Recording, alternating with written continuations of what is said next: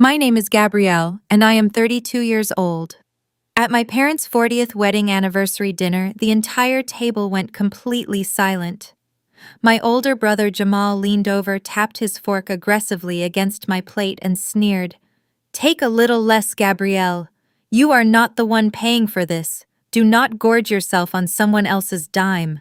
I looked at my mother, expecting her to finally defend me. Instead, she just took a sip of her wine and smiled. "Family is what matters most," she said.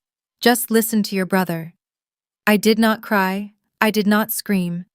I quietly stood up, wiped my mouth with a linen napkin, and walked away from the table forever.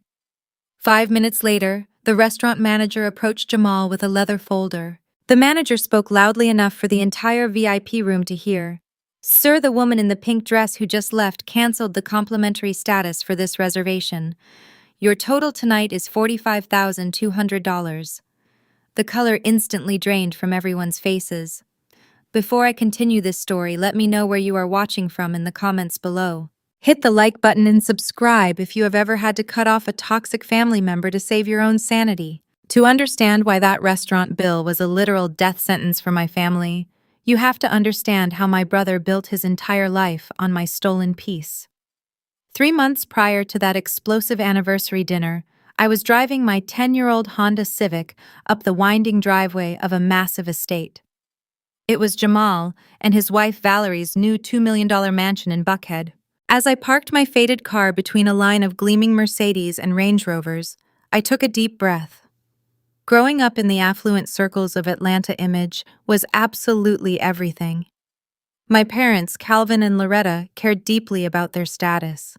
They cared about the social clubs, the church boards, and the legacy of attending the right colleges. Jamal was their undisputed golden child. He was a Morehouse graduate, loud, charismatic, and currently the chief executive officer of his own logistics company. He was everything my parents wanted to show off to the world. I was the exact opposite. I was quiet, analytical, and preferred a simple sweater to flashy designer labels. To my family, I was just a modest salary worker who never lived up to their grand expectations. They assumed I was barely scraping by because I chose not to participate in their endless competition for social dominance. They did not know that behind my quiet demeanor and my unassuming lifestyle, I had quietly built a private equity firm that controlled tens of millions of dollars. I acquired distressed debt. I bought out failing companies. I was a shark in the financial world, but to my parents and my brother, I was just a disappointment who drove a beat-up car. I grabbed the modest housewarming gift I had brought and walked up the grand stone steps of Jamal's new mansion. The heavy oak doors were wide open, and the house was packed with Atlanta's elite. There was loud music playing, champagne flowing, and catered food arranged on massive marble countertops. I stepped inside, trying to make myself as small as possible. I did not want any trouble. I just wanted to drop off my gift, make an appearance to satisfy my mother, and go back to my peaceful life. Before I could even find my parents in the crowded room, Valerie intercepted me. My sister-in-law was wearing a custom silk dress, her hair perfectly styled, and a diamond necklace sparkling under the recessed lighting. She looked me up and down with an expression of pure distaste. She did not say hello. She did not thank me for coming. Instead, she grabbed a silver tray from a passing waiter, dumped the empty glasses onto it, and shoved it directly into my hands. "Gabrielle, what are you wearing?" Valerie hissed, keeping her voice low so her wealthy friends would not hear. "You look like you just came from a thrift store. Do not just stand there taking up space. Clean up these glasses and clear the tables in the back. Jamal has his fraternity brothers and major investors here tonight. I will not have you embarrassing us by mingling and acting like you belong in this crowd. Make yourself useful." My grip tightened on the silver tray. I could feel the cold metal biting into my palms. I could have dropped the tray right there. I could have told her that I could buy this entire house in cash tomorrow. But emotional arguments never work against people who are committed to misunderstanding you. I chose to stay silent. I nodded, slowly took the tray, and began collecting empty champagne flutes from the tables. I watched as Valerie immediately turned back to her friends, her harsh scowl transforming instantly into a bright fake smile. I moved through the massive house like a ghost. I collected napkins, cleared small plates, and listened to the arrogant conversations of Jamal's friends boasting about their stock portfolios and luxury vacations. As I made my way down a quiet hallway to gather glasses from the quieter rooms, I noticed the door to Jamal's private home office was slightly open. I pushed the door open with my shoulder balancing the heavy tray.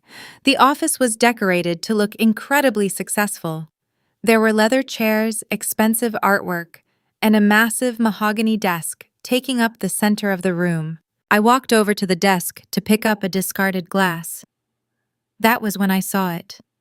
Sitting right in the center of the polished wood, half hidden under a pile of unopened mail, was a thick stack of documents. The top page had a bright red stamp across it. It was a final notice of default from a major commercial bank. I did not mean to snoop, but my financial training made my eyes dart across the numbers automatically. It was a notice of extreme delinquency. The business accounts for Jamal's logistics company were completely overdrawn. He was facing immediate corporate foreclosure. Suddenly, the heavy oak door slammed shut behind me.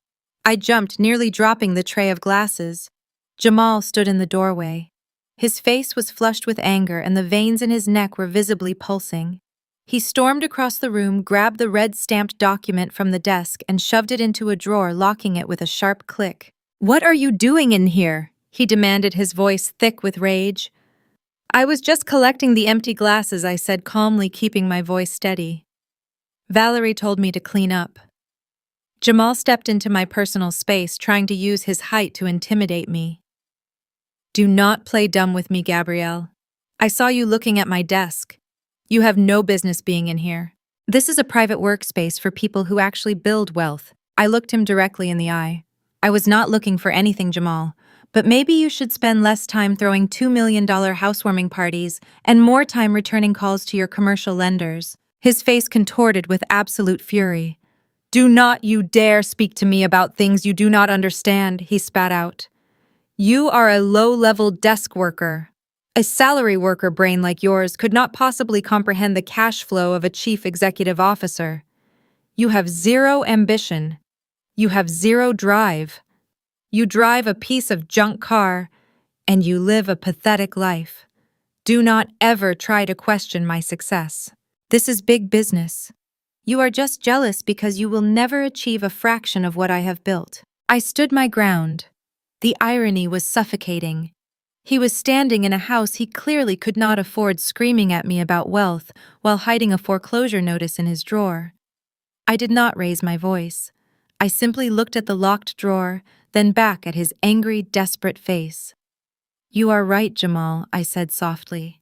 "I could never comprehend running a business exactly the way you do." "Get out of my house," he ordered, pointing toward the door. "Leave the tray and get out before you embarrass this family any further." I set the silver tray down on a side table very carefully. I did not look back as I walked out of the office, down the long hallway, and straight out the front door. I ignored my mother calling my name from the patio. I walked down the long driveway, got into my old Honda Civic, and locked the doors. The contrast between my quiet reality and their loud, desperate illusion had never been clearer. I started the engine and pulled out of the lavish neighborhood. As I drove down the dark highway, I reached for my phone and connected it to my car's Bluetooth system. I did not call my parents to complain. I did not call a friend to cry. I called David, the lead corporate attorney for my private equity firm. David answered on the second ring. "Good evening, Gabrielle. What can I do for you tonight?" "David," I said, keeping my eyes on the road ahead, "I need you to pull the complete financial records for a company called Blackwell Logistics. Find out exactly who holds their primary commercial debt. Find out how much they owe, who their lenders are, and what their default status is. I want a full risk assessment on my desk by Monday morning."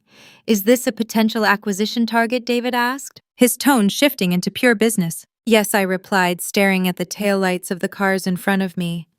"It is a hostile takeover. I want to buy their debt. I want to own everything they have." I hung up the phone and drove back to my quiet, peaceful home. My brother thought he was a giant because he could yell at his sister in a borrowed mansion. He had no idea that he had just handed the keys to his entire existence directly to the person he despised the most. The dominoes were officially in place. Now it was only a matter of time before they started to fall. The very next morning, my phone rang before I had even finished my first cup of coffee. The caller ID flashed my mother's name. I let it ring 3 times before sliding my finger across the screen to answer. Loretta never called me early on a Sunday unless she needed something or wanted to complain about my behavior from the night before. I braced myself for a lecture about my abrupt exit from Jamal's housewarming party. Instead, she bypassed any form of a standard greeting. "Gabrielle, your father and I are finalizing the catering and venue deposits for our 40th wedding anniversary gala next month," she said, her tone brisk and authoritative. "We are expecting over 200 guests from our church and the country club. It is going to be the social event of the season in Atlanta. I need you to wire $10,000 to the event planner by Tuesday afternoon." I sat my coffee mug down on the kitchen counter.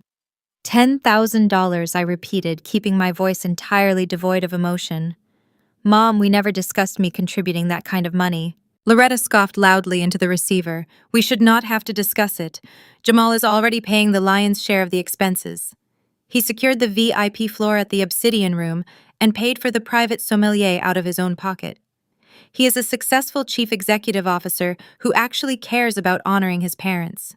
It is time you stop being so selfish and useless and start pulling your weight in this family. You always find a way to be difficult." I closed my eyes, recalling the bright red foreclosure notice sitting in Jamal's desk drawer just 12 hours prior. My brother was not paying for anything with actual wealth. He was drowning in debt to keep up the facade that my parents so desperately worshipped. "Mom, I cannot just hand over $10,000 for a party," I said calmly.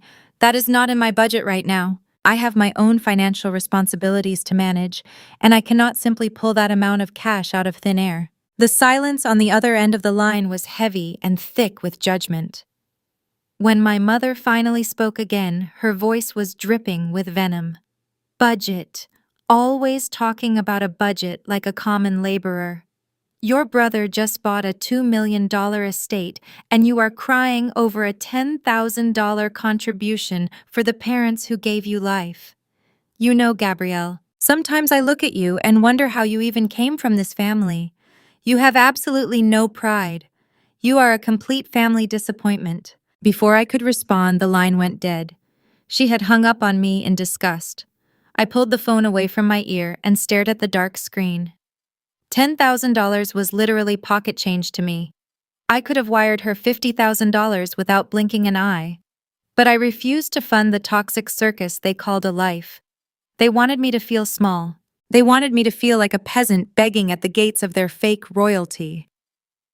I set my phone down, finished my coffee, and got dressed. I smoothed the lapels of my tailored blazer and grabbed my briefcase. I walked out of my modest apartment building and headed straight for the busy financial district. My family believed I was a failure because I refused to play their exhausting game of pretend. It was time to show them exactly what a family disappointment could accomplish. I parked my faded Honda Civic in the reserved underground parking garage of a towering glass skyscraper in downtown Atlanta. I stepped out of the vehicle and walked toward the private executive elevator. The security guard at the desk immediately stood up straight, offering a respectful nod as I bypassed the main lobby entirely. I swiped my keycard and rode the glass elevator all the way to the top floor. The doors chimed open to reveal a sprawling, sleek office space overlooking the entire city skyline. Bold metal lettering across the marble reception wall spelled out Vanguard Holdings.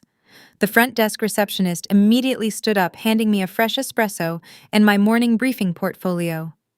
"Good morning, Miss Hayes," she said professionally. "Your senior partners are already gathering in the main boardroom for the weekly risk assessment meeting." "Thank you, Sarah," I replied, taking the espresso and walking past the bustling rows of financial analysts. I was not a low-level desk worker. I was the founder and chief executive officer of Vanguard Holdings. I had built this private equity firm from the ground up, specializing specifically in distressed debt acquisition and aggressive corporate mergers. While my brother was busy attending fraternity galas and leasing luxury cars, he could not afford to impress people who did not care about him. I was quietly amassing a multi-million-dollar war chest.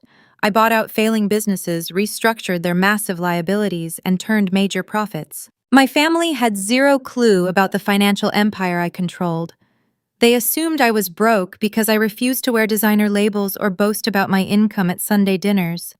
They equated loud displays of spending with true wealth, entirely ignorant of the fact that real power moves in total silence. I pushed open the heavy glass doors of the executive boardroom and walked to the head of the long mahogany table.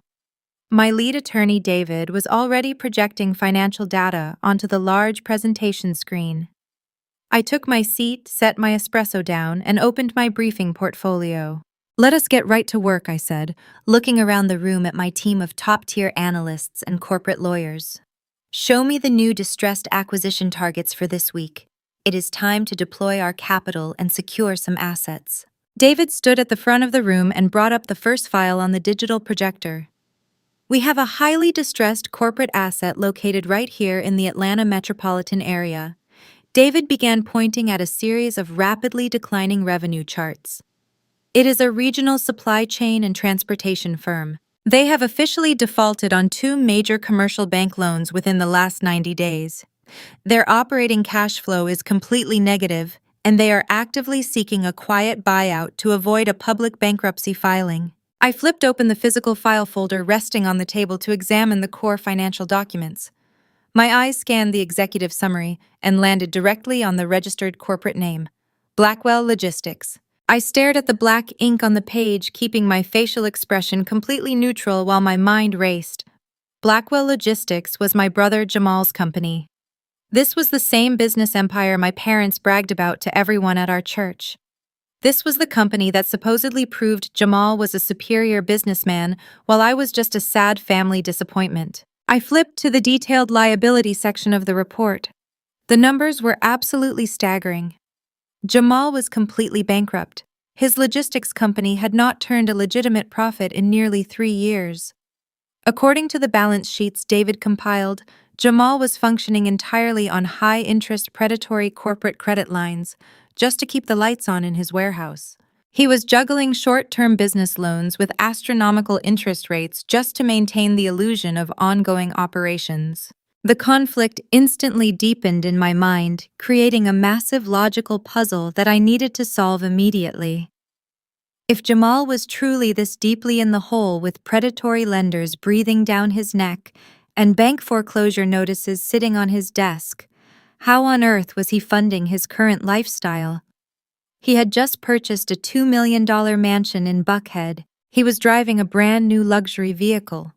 My mother had just explicitly told me on the phone that Jamal was paying for a private sommelier and the entire VIP floor at the Obsidian Room for their upcoming anniversary gala. None of that made any mathematical sense. A man drowning in millions of dollars of defaulted commercial debt does not simply get approved for a $2 million residential mortgage. He certainly does not have tens of thousands of dollars in liquid cash to blow on an anniversary party. "David," I said, interrupting the presentation, "I need to see the personal financial disclosures attached to the Chief Executive Officer of Blackwell Logistics. Look for any recent massive cash infusions. I need to know exactly where his current funding is originating from." David tapped his tablet, pulling up a secondary financial audit file. "Let me dig into the secured property records and trace the capital flow," he replied. I leaned back in my leather chair and stared at the projected logo of my brother's failing business. He was running a massive scam, and I was about to find exactly who he stole the money from. I dismissed the rest of the board for the afternoon, instructing David to grant me direct access to the forensic accounting software. I needed to run this audit personally. I locked my office door, poured myself a fresh glass of sparkling water, and began digging through the secured property records. As a private equity executive, tracing hidden capital was my specialty. People lie, but bank routing numbers always tell the exact truth. I started with the most obvious place a desperate man might look for a massive cash injection. I pulled up the public property records for Calvin and Loretta Hayes. My parents owned a beautiful historic brick home in Cascade Heights. My father had proudly paid off the final mortgage installment over a decade ago. It was supposed to be their ultimate safety net, the solid foundation of their retirement, and the one tangible asset they could truly claim as a marker of their upper middle class status. I typed their address into the federal database and waited for the legal disclosures to populate on my screen. A massive red flag immediately appeared in the liability column. The house was no longer free and clear. Exactly 6 months ago, a heavy lien had been placed against the property. I clicked on the origination file, and my stomach twisted into a tight knot. Calvin and Loretta had taken out a $500,000 reverse mortgage with a notorious predatory lending firm known for aggressively targeting elderly homeowners. I downloaded the scanned PDF of the loan agreement. Right there, printed at the bottom of the disclosure paperwork alongside my parents'. Shaky signatures was Jamal's name listed as the primary financial advisor and secondary guarantor. The sickening reality of the situation washed over me. I leaned in close to the monitor, analyzing the dates and the specific lending terms. The interest rate was absolutely criminal. My parents had essentially signed away the entire equity of their legacy home.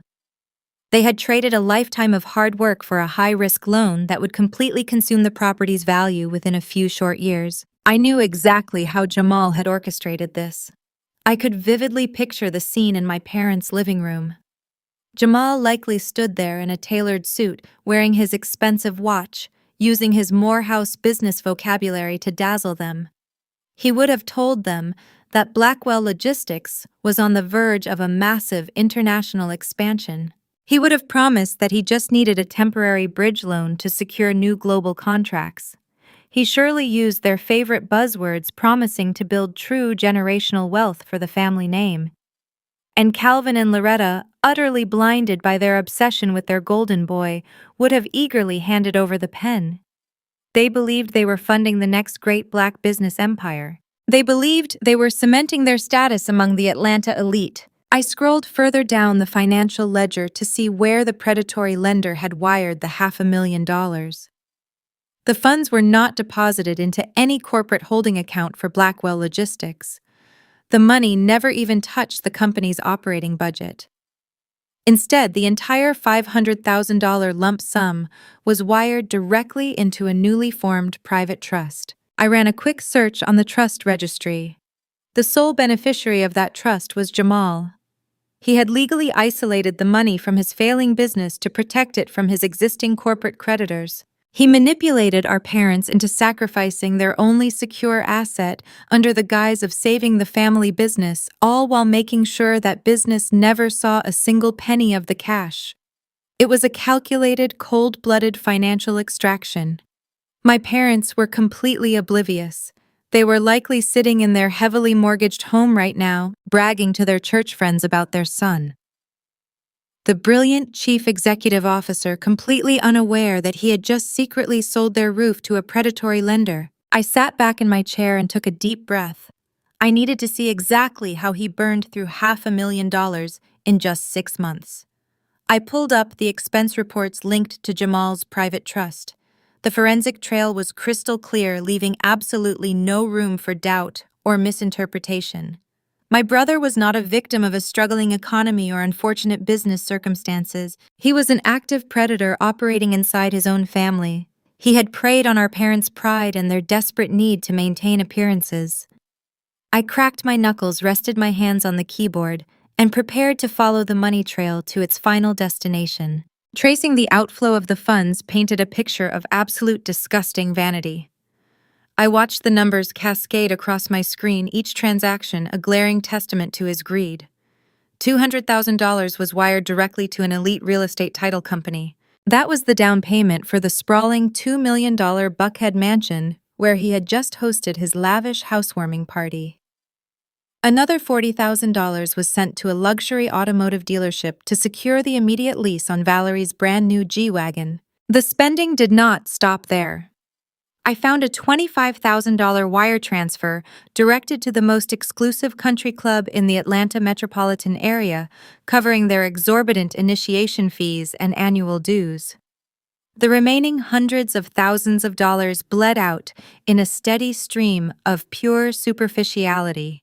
There were massive charges at high-end designer boutiques, astronomical tabs at five-star steakhouses and luxury vacation bookings. Jamal did not put a single dime into Blackwell Logistics.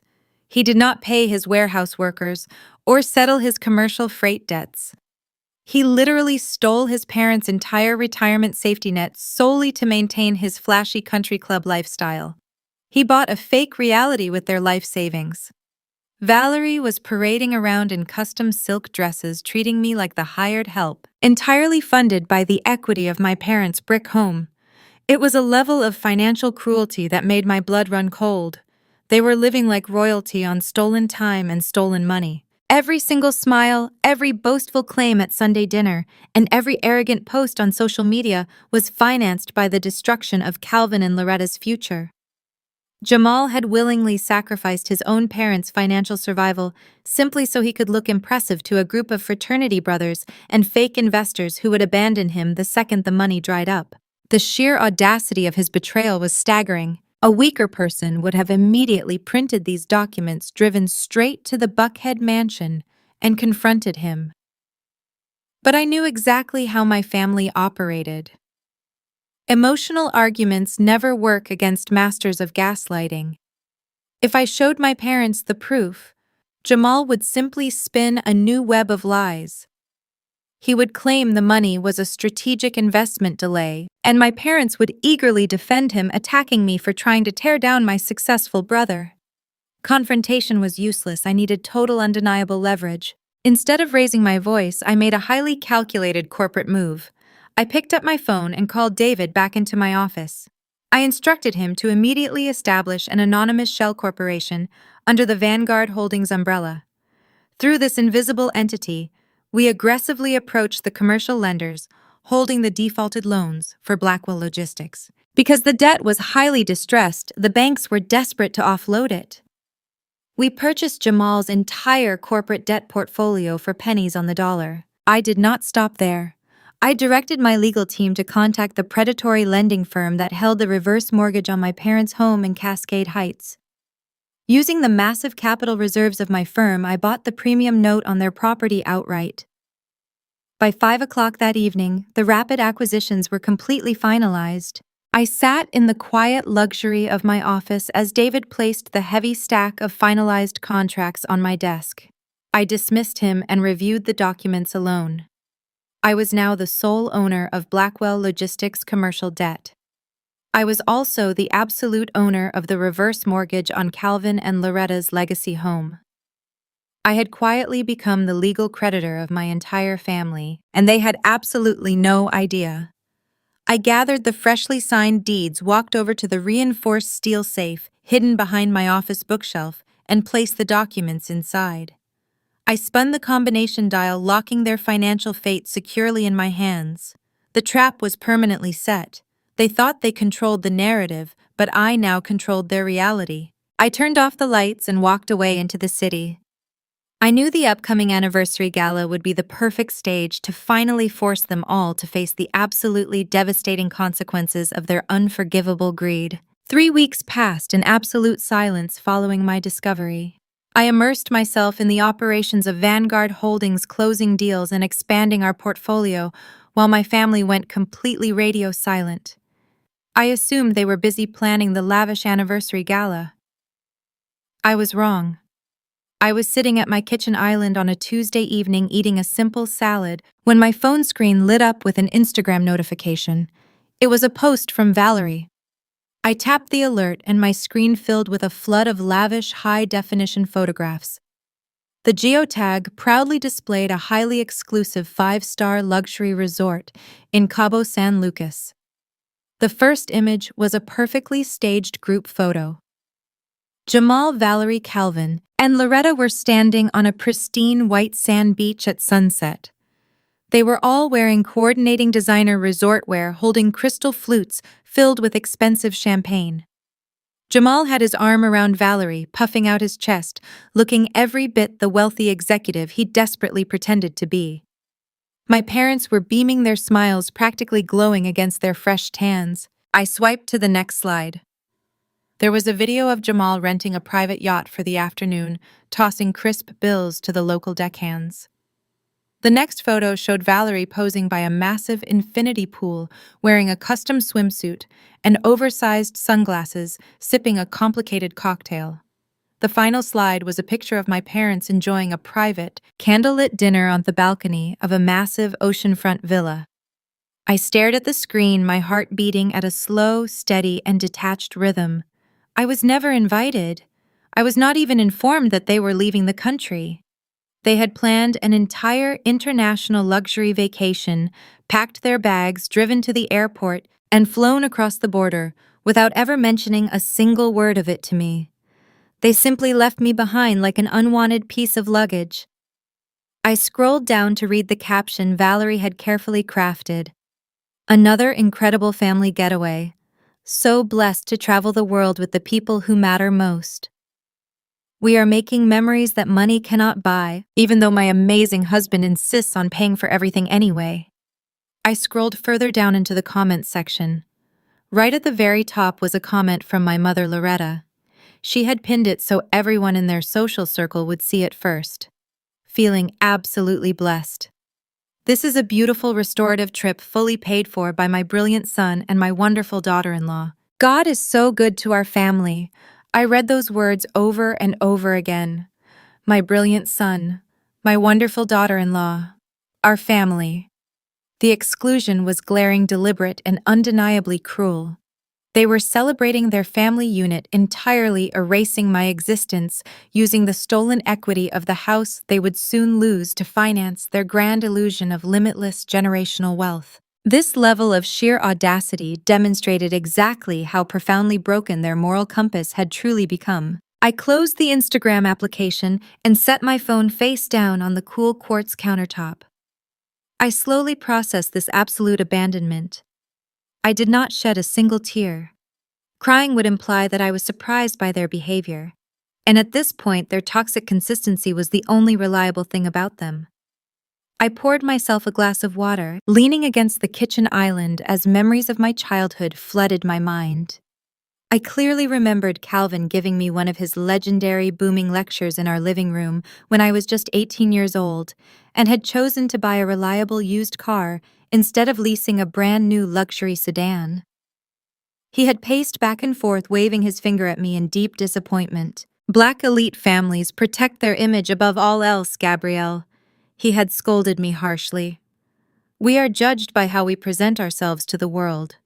You driving that beat-up car embarrasses us. It makes people think we are struggling. You need to dress the part, drive the part, and act the part if you ever want to be respected in Atlanta. He was completely obsessed with the performance of wealth. My parents had spent their entire lives cultivating an immaculate image for their country club peers and their church congregation. They valued the aesthetic of success infinitely more than actual financial stability.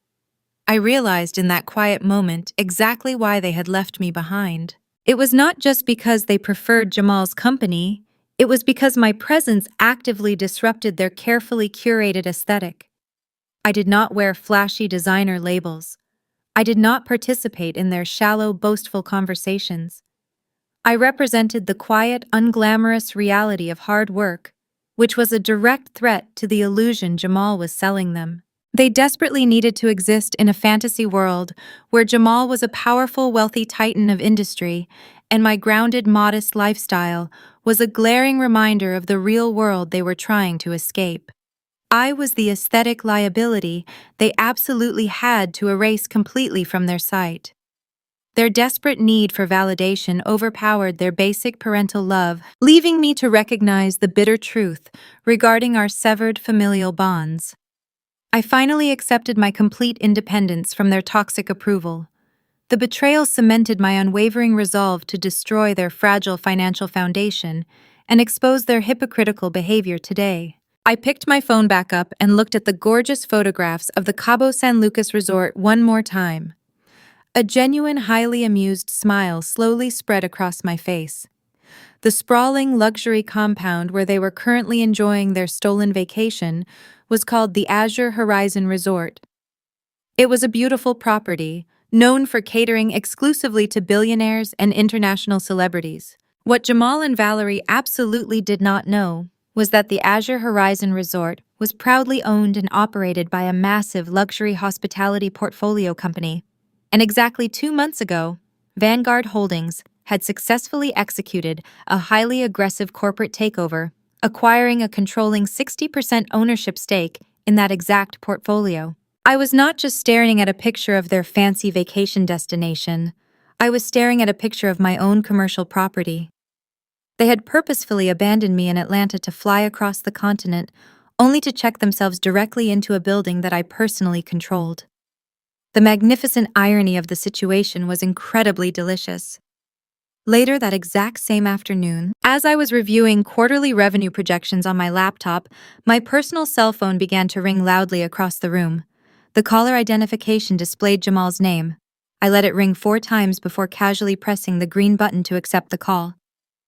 "Gabrielle, thank goodness you answered the phone," Jamal said rapidly, his voice tight with barely concealed panic. "Listen, I am dealing with a massive inconvenience right now, and I need your help immediately." I leaned back in my chair, maintaining a perfectly polite tone. "Hello, Jamal," I said. "It is wonderful to hear from you. Are you calling from your luxurious family vacation in Cabo San Lucas that nobody bothered to mention to me?" He completely ignored my pointed question. "Look, my primary corporate credit card was just declined at the front desk of this resort," he explained hurriedly, clearly, pacing back and forth.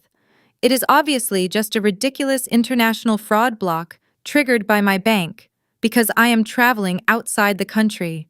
The fraud department is being completely incompetent and they will not unlock my accounts until Monday morning. I need you to wire $5,000 directly to the resort concierge immediately so we can cover our excursions and our private dinners for the rest of the weekend. I will pay you back with extra interest the second my bank fixes this stupid error." I smiled softly into the phone. There was no international fraud block. His card was declined because his logistics company was entirely bankrupt, his credit limits were completely maxed out, and he had successfully burned through the last remaining dollars of the stolen reverse mortgage money to pay for the private yacht rental I had seen on Instagram.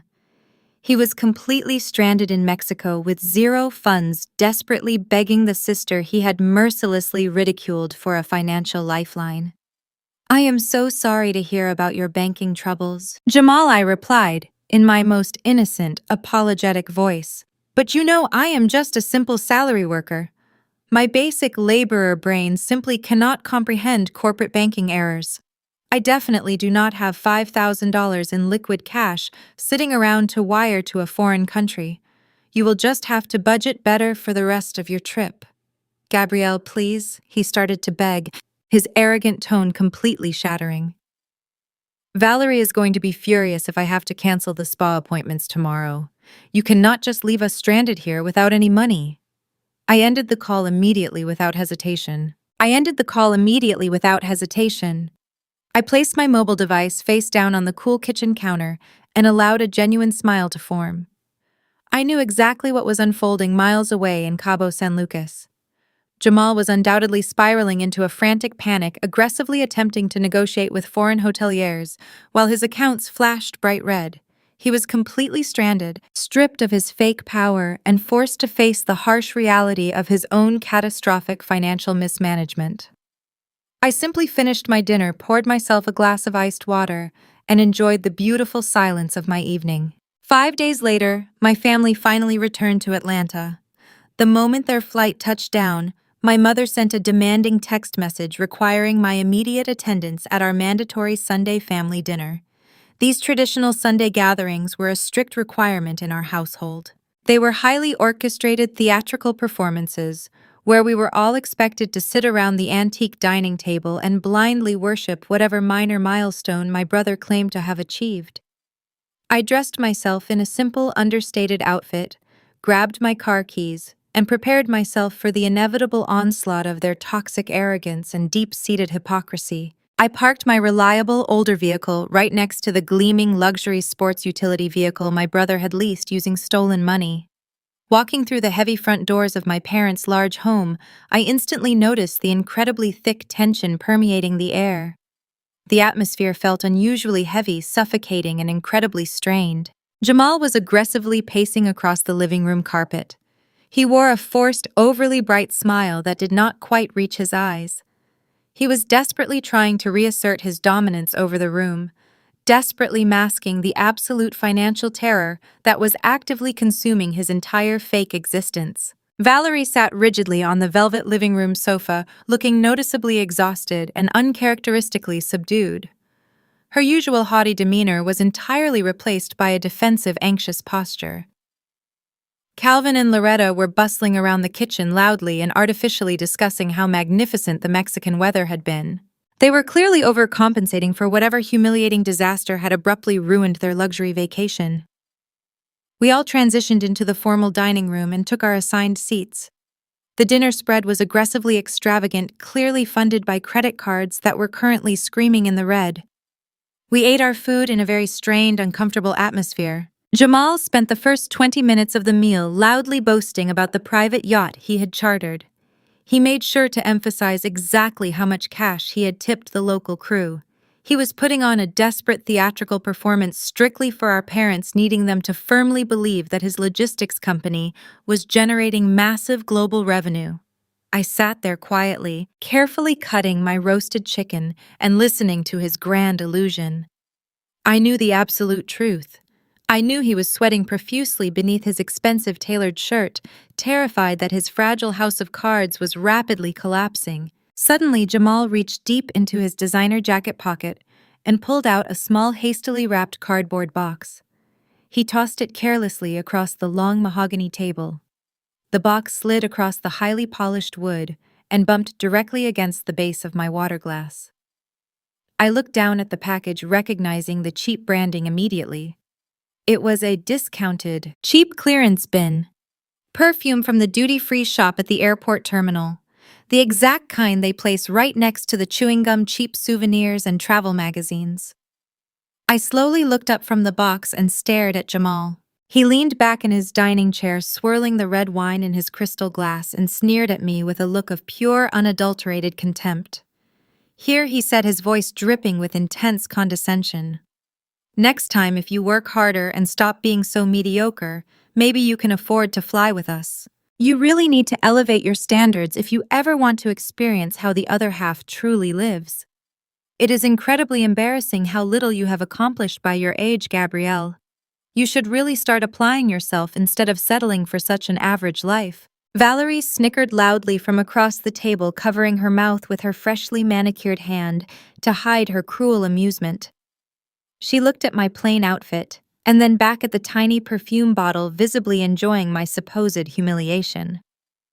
My father, Calvin, immediately chimed in, seizing the opportunity to deliver another one of his famous booming lectures. He pointed his fork directly at my face, demanding my absolute attention. "You need to listen to your brother Gabrielle," he declared forcefully. "You need to deeply observe Jamal's relentless ambition if you ever want to amount to anything significant in this world. He is a true Morehouse man," Calvin continued proudly, puffing out his chest. "He understands the heavy responsibility of maintaining our family legacy. We are part of the black elite in this city. We do not settle for mediocrity. Your brother goes out every single day, conquers the corporate world, and reaps the massive financial rewards. He provides a beautiful, luxurious life for his wife and brings immense honor to our family name. You sitting around in a boring, dead-end job while driving a clunker is a terrible reflection on the strong values your mother and I taught you." I kept my facial expression completely neutral, refusing to give them the emotional reaction they so desperately craved. I simply let Calvin continue his delusional, arrogant speech. "You should be taking meticulous notes on how Jamal operates his business," my father lectured sternly. "He understands networking. He understands capital, and he understands exactly what it takes to build a lasting logistical empire. If you shadowed him for just 1 week, you might actually learn how to elevate yourself out of poverty. You need to adopt his aggressive mindset instead of acting like a victim who expects handouts from successful people." My mother Loretta nodded in vigorous agreement, taking a delicate sip from her crystal wine glass before joining the attack. Your father is absolutely right, Gabrielle, she stated firmly. You should be overwhelmingly grateful that Jamal even remembered you while he was busy managing his international travels. He is an incredibly important chief executive officer with massive global responsibilities. The fact that he took time out of his highly exclusive vacation to purchase a gift for his ungrateful, underachieving sister shows exactly what kind of generous, big-hearted man he truly is. You should be thanking him on your knees. Instead of sitting there looking sullen and bitter about his success, you need to show some basic respect, Loretta scolded sharply. We raised you to appreciate the blessings bestowed upon this family. Jamal is carrying the entire weight of our fragile social standing on his shoulders. He is ensuring our family name remains respected across Atlanta. The least you can do is show some grace and thank your brother properly for the beautiful perfume.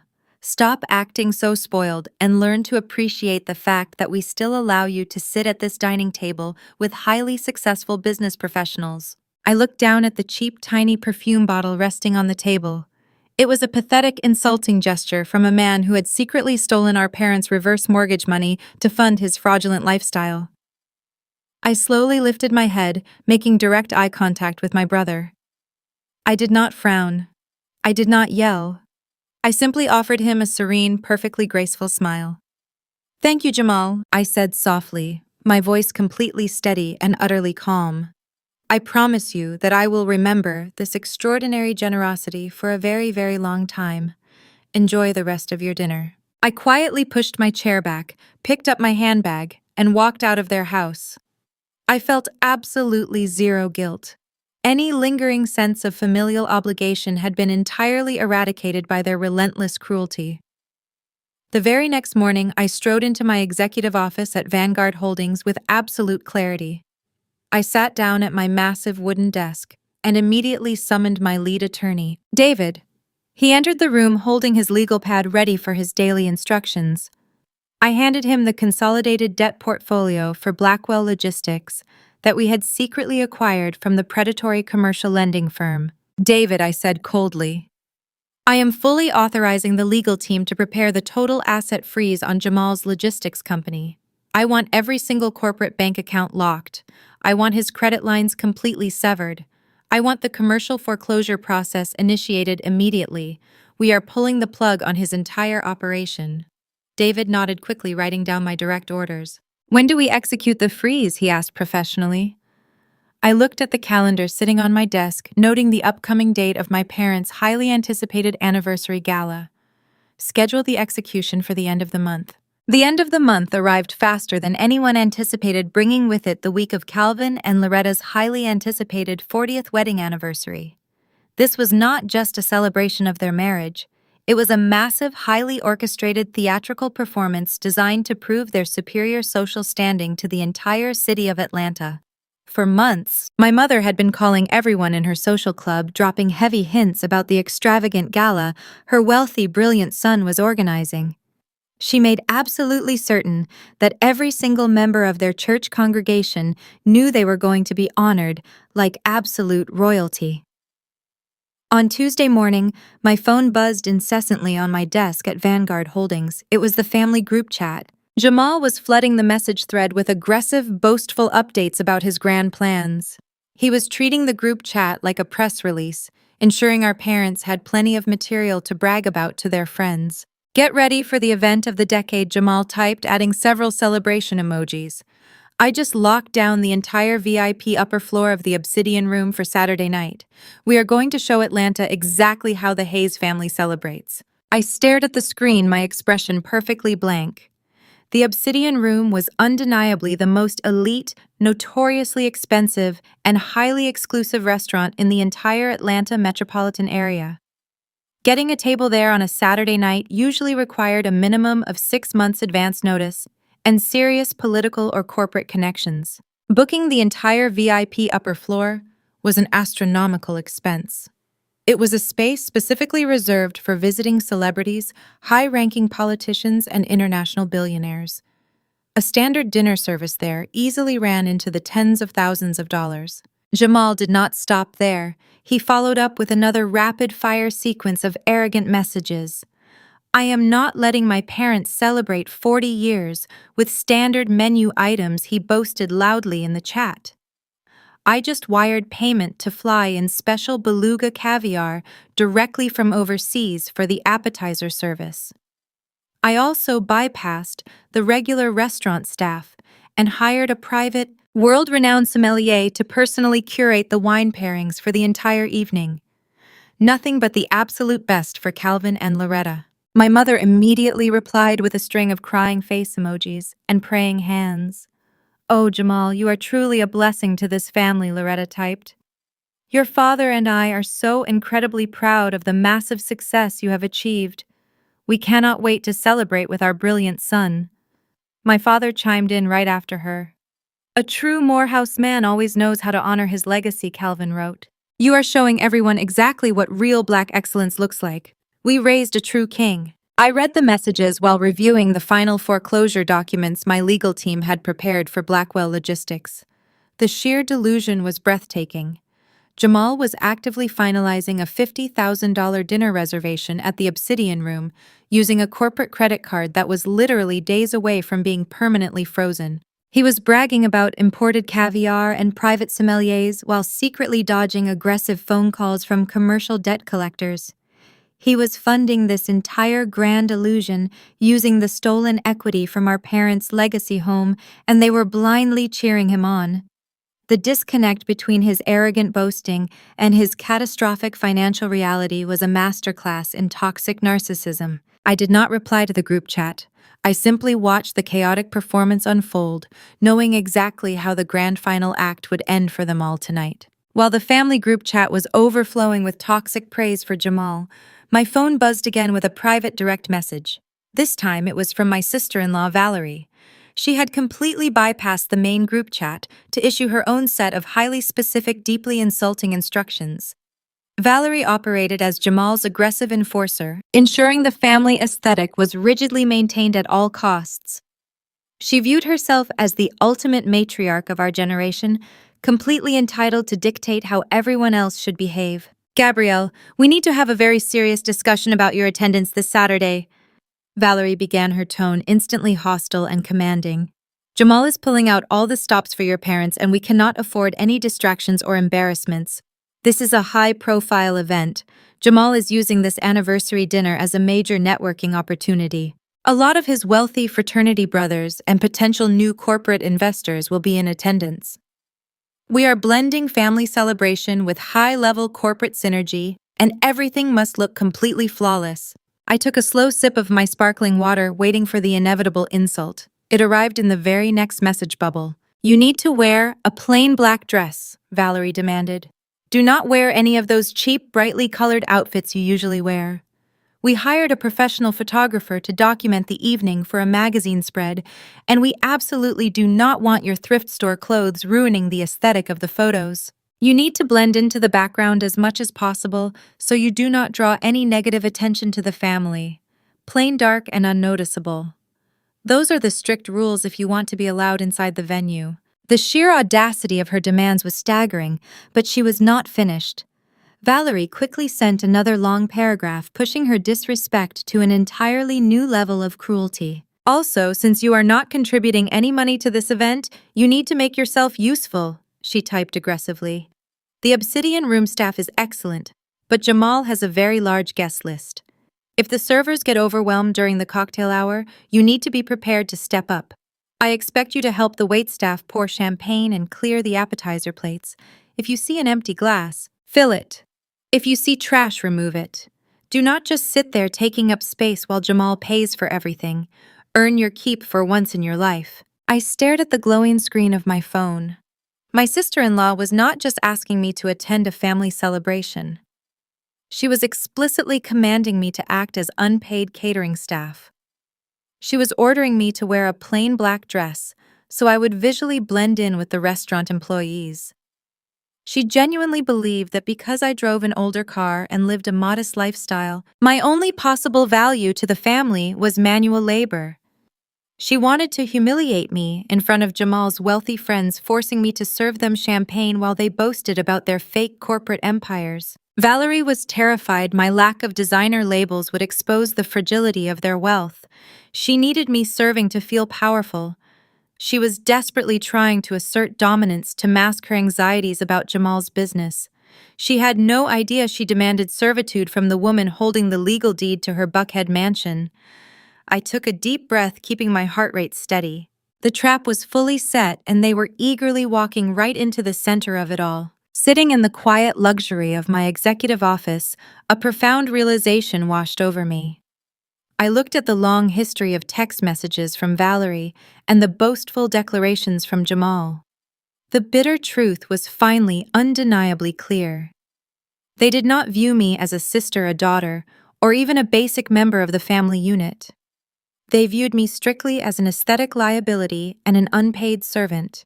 My modest lifestyle was a direct threat to the fake shiny illusion they had spent years meticulously building.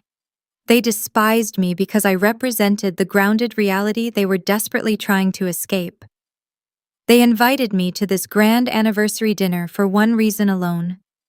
They needed someone to look down upon so they could feel elevated.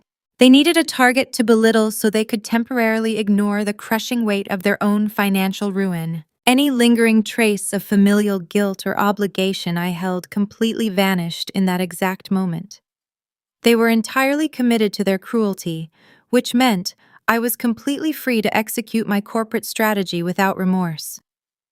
I did not argue with Valerie. I did not attempt to defend my career, my wardrobe, or my basic human dignity.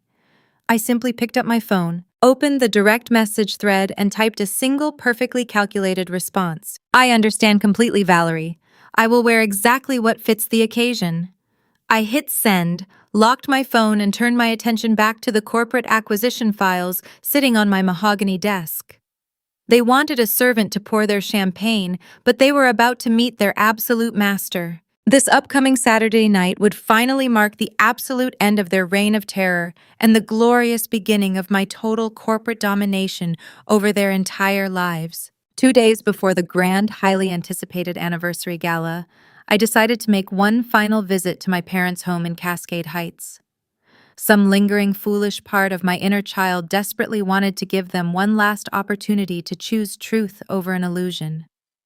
If they showed even a fraction of honesty or vulnerability, I might have reconsidered destroying their entire world. I pulled my faded Honda Civic into their immaculate driveway. The lawn was perfectly manicured, a physical representation of the flawless image they projected to the wealthy Atlanta society. I walked up the brick steps and knocked on the heavy wooden door. My mother answered, looking visibly annoyed by my unannounced arrival. She reluctantly ushered me into the formal living room where my father was meticulously polishing his collection of expensive watches. The atmosphere was immediately strained. Calvin did not even look up from his velvet display case to greet me. Loretta hovered near the entryway, folding her arms across her chest in a highly defensive posture. I sat down on the edge of the pristine white sofa, carefully choosing my words. Dad, I started softly, keeping my voice entirely devoid of judgment. I have been hearing some concerning rumors around the financial district lately regarding the commercial logistics industry. I heard that commercial lending is tightening up, and some local freight companies are facing severe distressed debt issues. I paused, watching his hands freeze completely over the watch case. I just wanted to make sure everything is completely secure with you and Mom. I wanted to ask if you have signed any unusual financial documents recently, maybe something regarding the equity of this house. The reaction was instantaneous and overwhelmingly explosive. Calvin slammed the velvet display case shut with a deafening crack that echoed through the entire living room. His face contorted into a mask of pure, unadulterated rage. He stood up abruptly, towering over me, his eyes blazing with furious indignation. "What exactly are you insinuating, Gabrielle?" he demanded, his voice vibrating with absolute hostility. "Are you sitting in my living room, in the house I paid for, implying that my successful son is failing? Are you actively suggesting that Jamal would ever put our financial security at risk?"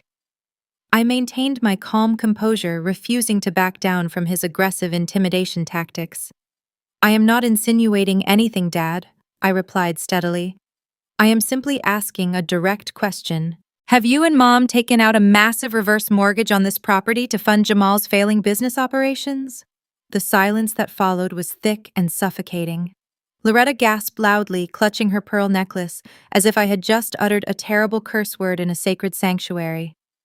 Calvin took a threatening step toward me, pointing his index finger directly at my face. "How dare you?" he roared, his voice shaking with absolute contempt. Jamal is a Morehouse man. He is a brilliant chief executive officer, carrying this family's grand legacy on his shoulders. He is building a global corporate empire that brings immense prestige to our distinguished name.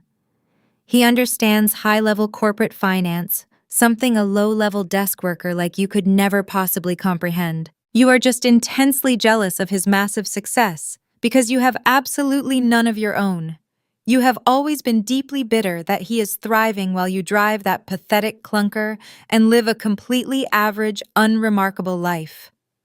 Loretta immediately chimed in, rushing across the room to stand beside my father and form a united hostile front against me. "You should be deeply ashamed of yourself, Gabrielle," she scolded sharply, her face twisted in disgust. "Your brother is paying for a $50,000 anniversary party for us this weekend. He is treating us like absolute royalty. He booked the entire top floor of the most exclusive restaurant in the city. And you have the sheer audacity to come into our beautiful home and accuse him of financial ruin. You are actively trying to sabotage our happiness because you are a lonely woman who cannot stand to see her brother succeed. You will never measure up to his extraordinary accomplishments, so you resort to making up vicious lies to tear him down. We will not listen to this toxic jealousy for another second. You need to learn your place in this family hierarchy and stop questioning your betters. Leave our house immediately, and do not come back until you show proper respect to the son who actually brings honor to our family name." I sat perfectly still on the white sofa, letting the sheer velocity of their hatred wash over me. I looked deeply into my father's furious eyes and my mother's disgusted scowl. In that precise moment, a profound and irreversible realization crystallized in my mind. They were not innocent victims of Jamal's elaborate financial fraud. They were completely willful, eager accomplices in their own destruction. They actively preferred the shiny, hollow illusion of wealth over the grounded reality of their daughter's genuine love and concern. They did not care if Jamal had secretly mortgaged their future as long as he continued to provide them with expensive parties and social bragging rights. They valued the aesthetic of a successful son infinitely more than they valued financial survival or familial honesty. My parents were entirely complicit in the toxic dynamic that had marginalized me my entire life. They actively chose the lie. They viciously defended the lie. They weaponized the lie to tear me down simply because I dared to question the fragile foundation of their fake empire. I realized that no amount of logic, no amount of undeniable proof could ever penetrate their deeply ingrained delusions. They were addicted to the prestige of the black elite social circles in Atlanta, willing to sacrifice their own financial security just to keep their seats at the country club tables. They would gladly burn their entire world to the ground as long as Jamal was the one holding the match. My empathy permanently died in that living room. Any lingering guilt I felt about executing the corporate takeover completely evaporated. I was not destroying a loving family. I was simply foreclosing on a bankrupt emotional transaction. They had made their choice, and they were absolutely beyond saving. I slowly stood up from the sofa, smoothing the wrinkles from my simple trousers. I looked at the two strangers standing before me, completely blinded by their own toxic pride. "You are absolutely right, Dad," I said, my voice eerily calm and devoid of any emotional attachment. "Jamal is exactly the son you deserve. Enjoy your grand anniversary celebration this weekend. I will not bring up your finances ever again."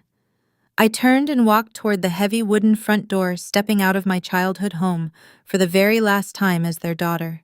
I knew with absolute certainty that the next time I saw them, everything would be entirely different. I walked down the pristine brick pathway and got into my faded Honda Civic. The afternoon sun beat down on the windshield, but I felt nothing but absolute ice-cold clarity. I started the engine and connected my phone to the car's Bluetooth system. I did not shed a single tear. I did not look back at the immaculate house that was already legally mine. I pulled out of the neighborhood and dialed the direct line for David, my head of acquisitions at Vanguard Holdings. He answered on the very first ring, his tone sharp and strictly professional. "Good afternoon, Gabrielle," he said. "Are we moving forward with the Blackwell file?" "Yes, David," I replied, my voice steady and completely resolute. "We are initiating the final phase of the hostile takeover. Execute the full corporate asset seizure on Blackwell Logistics. I want every single commercial account locked, all credit lines completely severed, and the business holdings fully repossessed." David paused for a brief second to confirm the highly aggressive directive. "Understood entirely. When do you want the financial blockade implemented?" I looked at the digital clock on my dashboard, mentally calculating the exact schedule of my parents' lavish anniversary gala. Time: the bank freeze exactly for 8 o'clock post-meridian. This Saturday evening, I commanded without a single ounce of hesitation. I want his financial execution to happen at that exact minute when he is pouring his expensive champagne for his elite guests. "Consider it done," David replied, promptly ending the call. I drove toward the gleaming city skyline, feeling a profound sense of absolute liberation. The trap was now officially and permanently locked. They wanted a beautiful performance, and I was about to give them the most devastating show of their entire lives. Saturday evening finally descended upon the sprawling metropolis of Atlanta. The city skyline began to glitter against the darkening sky as the wealthy elite prepared for another weekend of extravagant displays. In my penthouse apartment overlooking the financial district, I stood by the floor-to-ceiling windows and watched the headlights gridlock the downtown avenues. Tonight was the night my parents would celebrate their 40th wedding anniversary. It was the night my brother Jamal planned to showcase his absolute dominance over the Atlanta social scene. He had spent the entire week aggressively bragging across every available communication channel about securing the ultra-exclusive VIP upper floor of the Obsidian Room. The Obsidian Room was not just a typical upscale restaurant. It was an absolute institution of power and prestige. It sat at the very pinnacle of the city culinary and social hierarchy. Securing a table on a Saturday night required monumental influence or absurd amounts of liquid cash. Securing the entire upper level was a feat designed specifically to communicate untouchable wealth. Jamal had leveraged every ounce of his fraudulent credit to convince our parents and his fraternity brothers that he possessed that exact level of untouchable wealth. He believed he was walking into a venue where he would be treated like an absolute king. What Jamal completely failed to realize was the monumental corporate shift that had quietly taken place exactly 3 months ago in the high-stakes world of private equity. The Obsidian Room was the crown jewel property belonging to a massive, highly lucrative high-end restaurant syndicate known as the Apex Hospitality Group. They owned elite dining establishments across the southeastern United States, catering exclusively to the ultra-rich. They were a titan in the industry, and they were completely untouchable to the average investor. However, the original founders of the Apex Hospitality Group had quietly over-leveraged their expansion efforts last year. They found themselves facing a severe liquidity crisis, requiring an immediate and massive injection of institutional capital to avoid shuttering their most prestigious locations. They desperately needed a discreet corporate savior. That was exactly when Vanguard Holdings stepped into the boardroom. I personally led the aggressive acquisition negotiations. It was a brutal, incredibly complex corporate buyout, but I operated with absolute precision. My firm deployed a substantial portion of our multi-million-dollar war chest to execute the deal. When the final contracts were signed and the corporate ink dried, Vanguard Holdings had successfully purchased a controlling 75% ownership stake in the entire Apex Hospitality Group syndicate. I did not just acquire their debt. I acquired their entire operational structure, their real estate holdings, and their executive management teams. I effectively became the supreme majority shareholder of the most elite restaurant syndicate in the Southern Hemisphere, the Obsidian Room. The exact restaurant my brother was currently using to flex his fake wealth and humiliate me belonged to me. I was not just a guest attending an anniversary dinner. I was quite literally the supreme boss of the entire establishment. Every single waiter, sommelier, host, and general manager working in that building tonight was employed by my corporate umbrella. My brother was attempting to orchestrate his grand, boastful performance inside a theater that I legally owned. He had demanded that I show up in a plain black dress to serve his wealthy friends and pour their champagne, completely oblivious to the fact that I signed the paychecks for the very staff he was trying to impress. The sheer magnitude of his ignorance was almost poetic. He had meticulously chosen the one location in the entire city of Atlanta where his fake authority would immediately be completely dismantled by my actual verified corporate power.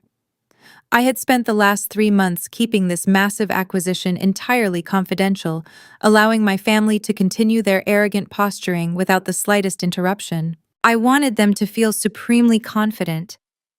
I wanted Jamal to step into that VIP room believing he was the most powerful man in the building. I knew that the higher he elevated his fake status, the more devastating his inevitable collapse would be. Tonight, his carefully constructed illusion would crash directly into my impenetrable reality. I stepped away from the glass window and walked into my massive master bedroom. The time for hiding in the shadows and playing the role of the invisible, struggling daughter was officially over. I turned on the bright lights inside my sprawling walk-in closet.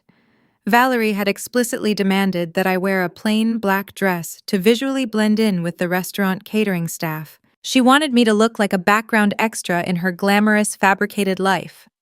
I smiled at the absolute absurdity of her strict demands. I was the owner of the venue. I walked past the section of my closet holding my conservative, muted business suits. I completely ignored the row of plain black dresses that Valerie so desperately wanted me to wear. Tonight, I was not attending a family dinner to be a passive, obedient servant. I was arriving to execute a corporate financial takeover in front of a live audience. I reached toward the very back of my closet and pulled out a protective garment bag. I unzipped it carefully, revealing a truly breathtaking piece of high fashion. It was a stunning limited edition, pink silk gown created by one of the most exclusive European designers in the world. The fabric was exquisitely draped, catching the light and shimmering with an undeniable expensive elegance. It was the exact opposite of plain, and it was the furthest thing from black. It was a bold, unapologetic declaration of absolute power and immense wealth. I slipped the silk gown on, feeling the cool, luxurious fabric settle perfectly against my skin. The dress was a masterpiece of modern design, featuring a sweeping neckline and a flawless tailored silhouette that commanded immediate attention. I turned to face my full-length mirror, observing the profound transformation. I looked nothing like the timid, exhausted woman my family constantly belittled. I looked exactly like the ruthless chief executive officer I truly was. To complete the devastating aesthetic, I opened my velvet jewelry box and selected a pair of subtle but undeniably expensive diamond drop earrings. They were flawless, custom-cut stones that radiated quiet, authentic luxury. I did not need to wear massive, flashy chains like my brother to prove my financial status. The sheer quality of the diamonds spoke entirely for themselves. I finished my styling with a sleek, sophisticated updo and a flawless application of striking high-end makeup. I wanted every single detail of my physical appearance to radiate absolute authority. When I finally looked at my completed reflection, I felt a deep, intoxicating surge of adrenaline pumping through my veins. For 32 years, my parents had actively chosen to prioritize a son who lied to them over a daughter who genuinely loved them. They had relentlessly criticized my appearance, mocking my modest choices and constantly demanding that I shrink myself down just to make my fraudulent brother feel taller. They wanted an ugly duckling so their golden child could shine brighter by comparison. But they had absolutely no idea that I had quietly built an impenetrable fortress of wealth while they were busy building a fragile house of cards. I grabbed my sleek designer clutch, ensuring my corporate identification card and my black premium credit card were safely tucked inside. I was fully prepared to tear down the entire facade they had spent decades meticulously constructing. The era of my silence was completely finished. I stepped out of my penthouse walking with the steady, measured pace of an absolute conqueror. It was time to show the Atlanta Black elite exactly who truly controlled the entire city tonight. My private driver pulled my sleek black luxury sedan smoothly up to the grand, dramatically illuminated entrance of the Obsidian Room. The bustling valet area was completely packed with the most expensive vehicles in the city. But my driver bypassed the crowded queue, entirely pulling directly into the private reserved owner's spot, located right at the front doors. The head valet attendant immediately recognized the vehicle. He practically sprinted over, standing at rigid, perfect attention as he quickly opened my car door. "Good evening, Miss Hayes," he said with profound, unwavering respect, bowing his head slightly as I stepped out onto the pavement. "It is an absolute honor to have you joining us here tonight." "Thank you, Marcus," I replied with a polite, calm smile, handing him my coat. "Please ensure my car remains stationed right here at the front. I will not be staying very long this evening." I turned my back to the busy street and walked gracefully toward the towering glass doors of the restaurant. The heavy glass parted seamlessly for me. The loud, vibrant hum of the main dining room washed over me, but my focus remained completely locked on the private, exclusive upper floor. My brother was currently sitting up there, completely convinced that he was the undisputed king of Atlanta. He was actively waiting for his pathetic, broken sister to arrive in a cheap, plain black dress to serve his wealthy friends their drinks. He was about to receive the shock of a massive lifetime. I stepped into the private glass elevator reserved exclusively for VIP patrons and key executives. The elevator glided silently upward, delivering me directly to the private foyer of the upper level. As the polished steel doors slid open, the sheer volume of the anniversary celebration hit me instantly. The entire floor had been transformed into a lavish spectacle of excessive spending. A jazz quartet played softly in the corner while dozens of sharply dressed guests mingled near the private bar. I walked gracefully out of the elevator foyer and stepped into the main dining area. The visual contrast between me and the rest of the room was immediately striking. I was not wearing the plain black servant dress that Valerie had explicitly commanded me to wear. My limited edition pink silk gown caught the ambient light of the crystal chandeliers, radiating an undeniable aura of power and authentic wealth. As I glided across the plush carpet, conversations naturally died down. Several of Jamal's wealthy fraternity brothers turned their heads, their eyes widening in genuine appreciation of my attire. Valerie spotted me first. She was holding court near the head table, wearing a heavily sequined gold dress that looked incredibly stiff and uncomfortable. The moment her eyes locked onto my pink silk gown, her practiced smile completely vanished, replaced by an expression of pure, unadulterated outrage. I watched her immediately lean over to my mother, Loretta, aggressively whispering behind her hand. I could easily read her lips from across the room. Valerie was furiously complaining that I had shown up wearing fake designer knockoffs just to draw attention to myself. Loretta quickly turned to look at me, her face tightening with intense disapproval. She shot me a scathing glare, clearly disgusted that I had dared to disobey their strict aesthetic commands. Jamal was standing nearby, holding a glass of champagne and aggressively networking with a group of men he desperately wanted to impress. When he finally noticed me walking toward the family table, he let out a heavy theatrical sigh. He visibly rolled his eyes, making sure his friends saw how incredibly annoyed he was by my presence. He marched directly over to me, grabbing my upper arm much too tightly, and pulled me a few steps away from his guests. "What is wrong with you?" Jamal hissed through gritted teeth, keeping his voice low so his investors would not hear him panicking. "Valerie sent you very clear instructions for tonight. You were supposed to wear a plain black dress and blend into the background. You look like a desperate clown trying to pretend you belong in a room full of millionaires. You are actively trying to embarrass me in front of my corporate partners by wearing cheap counterfeit trash. Go stand by the kitchen doors right now and wait until the servers need help passing out the appetizers. Do not speak to anyone important." I gently but firmly pulled my arm out of his aggressive grip. I smoothed the pristine pink silk of my gown, completely unfazed by his hostile intimidation tactics. I looked him directly in the eyes and offered a perfectly calm, polite smile. I am wearing exactly what fits the occasion, Jamal. I replied smoothly, my voice completely steady and entirely unbothered. I am going to take my assigned seat at the table now. Please do not worry about me. I promise you that I will not lift a single finger to interrupt your grand performance tonight. Enjoy your evening. I walked away from him and proudly took my assigned seat at the family dinner table. I settled into my chair at the very end of the long, incredibly ornate dining table. The private sommelier whom Jamal had loudly bragged about hiring for the night approached the table with a theatrical flourish. Jamal immediately took control of the entire room, standing up and holding court for his audience. He began aggressively ordering the most expensive items available on the highly exclusive menu, making absolutely certain that all of his fraternity brothers and supposed corporate investors could hear every single astronomical price tag. He loudly requested 4 bottles of vintage Dom Perignon to start the celebration, proudly declaring to the room that only the absolute finest champagne was suitable for his beloved parents. He then demanded the imported white truffles be shaved generously over every appetizer plate, followed immediately by massive cuts of premium Wagyu beef for the entire guest list. I watched the private sommelier and the elite restaurant management staff nod politely, noting every single exorbitant request on their digital tablets. They treated Jamal with the utmost respect and flawless hospitality, precisely because I had strictly trained my employees to deliver absolutely perfect service to every paying customer.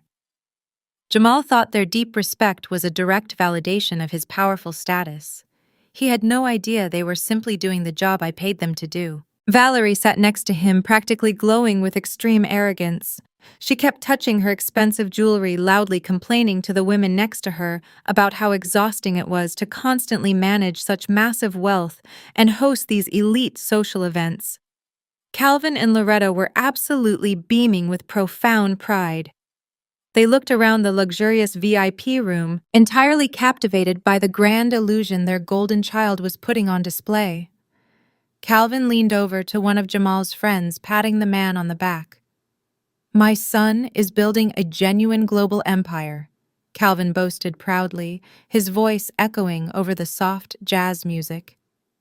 He took a struggling regional logistics company and transformed it into a massive international powerhouse. This is what true generational wealth looks like for a proud Black family. We raised an absolute visionary. Jamal stood up from his chair, grabbing his freshly poured glass of vintage champagne. He tapped a silver spoon against the crystal flute, demanding total silence from the entire room. "I would like to propose a toast to my wonderful parents," Jamal announced loudly, raising his glass high into the air. 40 years of beautiful marriage is an incredible milestone. You taught me the value of relentless ambition and hard work. Because of your guidance, my logistics company is currently expanding our operational footprint globally. We are securing massive international contracts and reaching heights we never thought possible. We are securing our family legacy for the next century.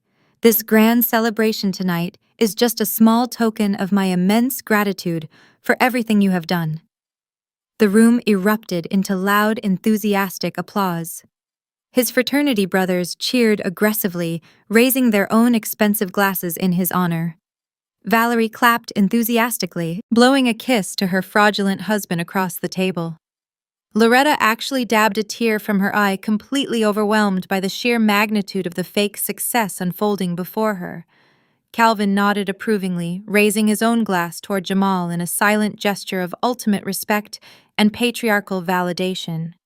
I sat at the end of the table, gently holding my glass of sparkling water, and watched the entire delusional spectacle unfold. I did not clap, I did not cheer. I simply observed his reckless and unhinged spending tonight. The countdown had quietly started. The applause eventually died down, replaced by the clinking of heavy silver cutlery and the low murmur of self-important conversations. The highly trained restaurant staff immediately began the synchronized dinner service. They emerged from the kitchen carrying massive gleaming silver platters. They carefully placed towering arrangements of fresh seafood directly into the center of the long dining table. Plump lobster tails, colossal shrimp, and perfectly chilled oysters were presented on beds of crushed ice. Right behind them, the private sommelier poured more of the imported vintage champagne into the crystal glasses of Jamal's wealthy guests. The sheer extravagance of the culinary display was meticulously designed to overwhelm the senses. Valerie giggled loudly, popping a small piece of expensive caviar into her mouth and closing her eyes in theatrical delight. My mother Loretta looked around the VIP floor with an expression of profound, deeply satisfying triumph. She leaned over to Calvin, whispering about how incredibly jealous all the other women at their church would be when they saw the professional photographs from this lavish evening. I sat completely still in my pink silk gown, observing every single bite of food and every drop of wine being consumed. I mentally calculated the rapidly accumulating cost of the magnificent feast. The bill was expanding at an astonishing, uncontrollable rate. Jamal was eagerly ordering more and more items, blindly consuming luxury goods while completely unaware that his financial lifeline was permanently severed. I took a small, composed breath and checked the delicate gold watch on my wrist. The hands were steadily approaching the final hour. The grand illusion was reaching its absolute breaking point, and the coming devastation was truly inevitable and utterly magnificent to quietly watch unfold in front of my very own eyes at the dining table tonight without warning them. The main courses finally arrived at the table, carried by a synchronized line of impeccable waiters. The culinary display was absolutely staggering in its excess. Massive platters of butter-poached lobster tails, perfectly seared Wagyu ribeye steaks, and towering displays of imported king crab legs were set down along the center of the polished mahogany table. The fragrant aroma of truffle butter and roasted garlic filled the VIP room. Jamal was holding court at the center of the table, loudly regaling his fraternity brothers with a completely fabricated story about a recent corporate acquisition he supposedly orchestrated in London. His friends were nodding vigorously, completely captivated by the grand illusion of his limitless wealth. Valerie sat beside him, casually picking at a piece of caviar, looking down her nose at the rest of the room as if she were literal royalty. I remained perfectly silent in my seat at the far end of the table, letting the loud, obnoxious laughter of his guests wash over me. I had not spoken a single word since I took my seat. I was simply observing the desperate, hollow performance of a man who was mere minutes away from total financial annihilation. The waiters began offering serving utensils to the guests, allowing everyone to plate their own selections from the extravagant spread. A large silver platter of butter-poached lobster tails was placed directly in front of me. The rich, savory scent was undeniably tempting. I calmly reached out with my right hand, picking up the heavy silver serving tongs. I carefully selected a single modest, reasonable portion of lobster tail and began to transfer it to my pristine white porcelain plate. I did not take an excessive amount. I simply chose one standard portion, exactly like every other guest at the table was doing. I had barely moved the lobster halfway to my plate when a sharp, jarring metallic sound abruptly shattered the ambient noise of the dining room. Clack, clack, clack. Jamal had leaned across the table, extending his arm, and aggressively tapped the rim of my porcelain plate with the heavy silver edge of his dining fork. The sharp noise cut through the soft jazz music and the surrounding conversations like a physical weapon. The entire table went completely, utterly silent. The loud laughter from his fraternity brothers died instantly in their throats. The clinking of fine crystal glasses stopped. Every single pair of eyes in the VIP room immediately darted toward my end of the table. I paused my movement, keeping the silver tongs perfectly steady in the air, and slowly raised my eyes to meet my brother's gaze. Jamal was staring at me with an expression of pure, absolutely unadulterated contempt. The arrogant smirk on his face was incredibly ugly, contorted by his desperate need to exert dominance over someone to make himself feel powerful. He lowered his fork, keeping his eyes locked onto mine, making absolutely certain that every single guest in the room was paying full attention to his impending cruelty. He wanted an audience for my humiliation. "Take a little less." Gabriel Jamal sneered, his voice dripping with intense condescension and mocking authority. He spoke loudly, ensuring his words echoed clearly across the silent VIP floor. You are not the one paying for this tonight. Do not gorge yourself on someone else's dime. You need to remember your place at this table. This food is meant for people who actually contribute to this family, not for people who just show up to take advantage of my extreme generosity. Put that lobster back and stick to the cheap side salads. I can afford to feed my highly successful friends, but I am certainly not running a charity kitchen for low-level salary workers who cannot even afford to buy their own dinner.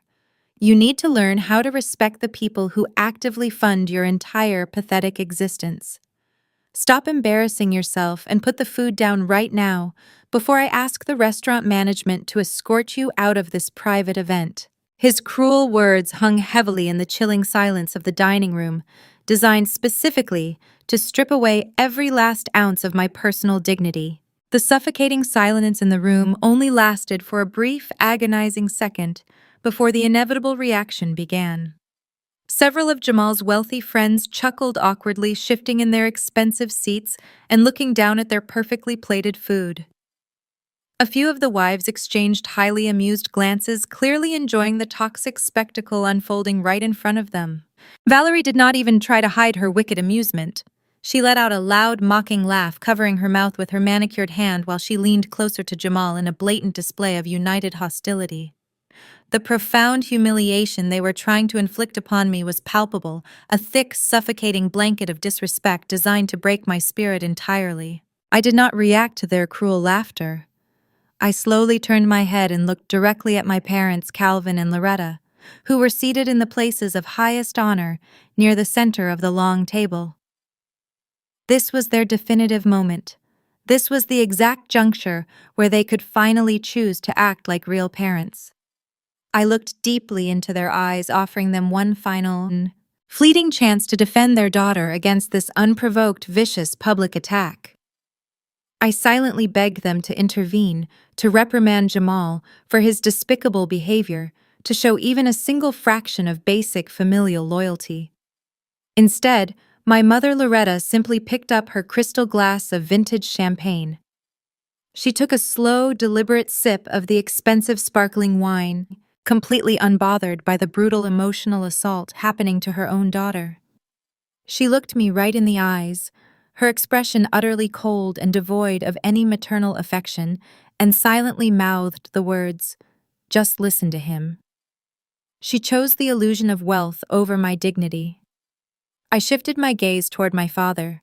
Calvin refused to even look in my direction. He purposefully turned his head away, staring intently at the decorative floral arrangement in the center of the table. His body language was incredibly clear. He was deeply embarrassed by my presence, completely ashamed that I was not wealthy enough to command basic respect in this room. They had made their ultimate choice, firmly siding with the fraudulent golden child and completely abandoning me to the wolves. Their silent complicity was the absolute final nail in the coffin of our relationship. The toxic dynamic was now permanently and irreversibly broken beyond repair. The final fraying thread of familial loyalty instantly dissolved into nothingness. Any lingering foolish hope that my parents might somehow possess a hidden reservoir of basic parental love was completely and utterly eradicated in that brief moment of their deafening silence. The immense weight of their lifelong rejection did not crush me as they had fully expected. Instead, it set me entirely free. I did not shed a single tear. I did not raise my voice or scream in frustrated agony. I felt an incredibly profound, absolute, and chillingly serene clarity wash over my entire being. I calmly lowered the heavy silver serving tongs, gently releasing the single portion of butter-poached lobster tail back onto the communal silver platter. I slowly picked up my white linen napkin and wiped my mouth with slow, perfectly graceful, and deliberate precision. The entire VIP dining room remained absolutely captivated by the tense silence, waiting eagerly to see how the pathetic poor sister would react to being so viciously humiliated in front of Atlanta's most elite socialites. I pushed my heavy dining chair back, the wooden legs scraping softly against the plush carpet. I stood up tall, smoothing the flawless, expensive fabric of my limited edition pink silk gown. I looked directly down the length of the table, locking my eyes squarely with Jamal's arrogant, sneering face. I did not show him a single ounce of hurt or weakness. Instead, a chillingly calm, deeply amused smile slowly spread across my face. "You are absolutely right, Jamal," I said, my voice ringing out with crystal clear, flawless composure that echoed perfectly throughout the massive room. "I absolutely should not eat on someone else's dime tonight. You should keep all of this expensive food exactly where it truly belongs. Enjoy your evening." I turned my back on the stunned silence of the dining table. I gracefully picked up my sleek designer clutch from the pristine white tablecloth. I did not spare a single backward glance at my father, my mother, or the sister-in-law who was currently grinning like a malicious fool. I strode confidently past the bewildered servers, knowing my ultimate corporate retribution was merely seconds away from striking. I held my head exceptionally high, walking away from the table with the steady, measured, and powerful stride of a woman who was actively controlling the entire chessboard. Their grand illusion was officially over. I walked smoothly down the carpeted hallway away from the chaotic VIP dining floor. I bypassed the main staircase and navigated toward the mahogany doors marking the administrative wing. A security guard stepped forward to intercept me, assuming I was a wandering guest. I did not break my stride at all. I reached into my clutch, pulled out my Vanguard Holdings identification card, and held it to his eye level. The guard recognized the elite credential, instantly swallowed hard, and stepped back, clearing my path with a highly respectful nod. I pushed open the double doors and entered the bustling back office of the Obsidian Room. At the end of the suite sat the glass-walled office of the general manager, Gerald Hayes. Gerald was a seasoned veteran, but he had never faced an unexpected visit from the majority shareholder during a busy dinner service. I opened his glass door without knocking. Gerald looked up from his dual monitors, his brow furrowed in initial annoyance at the sudden interruption. The moment his eyes registered my face and the pink silk gown, he shot up from his leather executive chair so quickly that it slammed against the back wall. He stood at rigid attention, rapidly buttoning his tailored suit jacket, his face paling with sudden, absolute terror. "Good evening, Miss Hayes," he stammered frantically, trying to compose himself. "We were not expecting you to conduct a site visit this evening. Is everything operating to your ultimate satisfaction?" I stood perfectly still in the center of his office, exuding absolute corporate authority. The time for familial submission was permanently over. "Good evening, Gerald," I said, my voice devoid of conversational warmth. "I am not here for a standard operational audit. I am here regarding the private event taking place on the upper VIP floor." Gerald nodded vigorously. "Yes, absolutely. That is the Blackwell Logistics anniversary celebration. The booking was flagged directly in our system as a fully comped event for corporate promotion purposes. We have been providing them with our highest tier of service all night." I stepped closer to his desk, leaning forward slightly to ensure my next words carried the weight of an absolute mandate. "Mr. Hayes," I said coldly, looking directly into his anxious eyes. "The VIP party upstairs is no longer categorized as a complimentary corporate promotion. Cancel that status immediately.